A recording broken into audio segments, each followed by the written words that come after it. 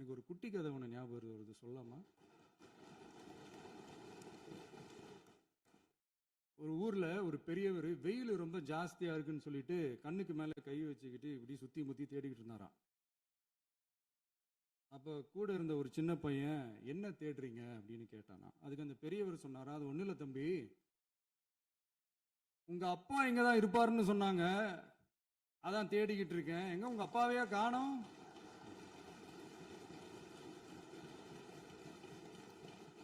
இல்ல, அந்த எங்களுக்கும் நக்கலா நையாண்டியா சம்பந்தம் இல்லாத குட்டி கதை இதெல்லாம் எங்களுக்கும் பேச தெரியும். அந்த ஸ்கிரிப்ட மட்டும் பார்க்காம படிக்கிறார். நேற்று ராத்திரி ஃபுல்லா ரிஹர்சல், மற்றதெல்லாம் பார்த்து படிக்கிறார். கரெக்டா நம்மளை திட்டும் போது மட்டும் ராத்திரி ஃபுல்லா ரீல்.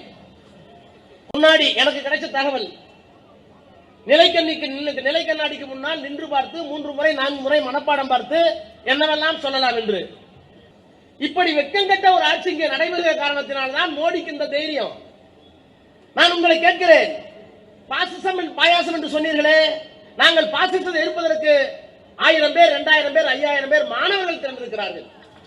வெறும் 3 மாவட்டத்தில் 5000 பேர் திரண்டிருக்கிறார்கள்.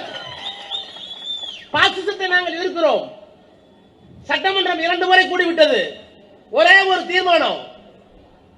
கவர்னர் உரையிலே சொல்லி இருக்கிறீர்களே, நாங்கள் மொழி திணிப்பை ஒப்புக்கொள்ள மாட்டோம், இந்தி திணிப்பை ஒப்புக்கொள்ள மாட்டோம், சமஸ்கிருதத்தை ஒப்புக்கொள்ள மாட்டோம் என்று சொன்னீர்களே. இந்த அரசாங்கம் எதிர்த்து சட்டமன்றத்தில் இந்த சிபிஎஸ்இ பள்ளிக்கூட சிலபஸை நாங்கள் தமிழ்நாட்டில் ஒப்புக்கொள்ள மாட்டோம் என்று சொல்லுகின்ற யோகிதை இந்த முதலமைச்சருக்கு உண்டா? கேட்டா dialogue, reel dialogue. Stalin sir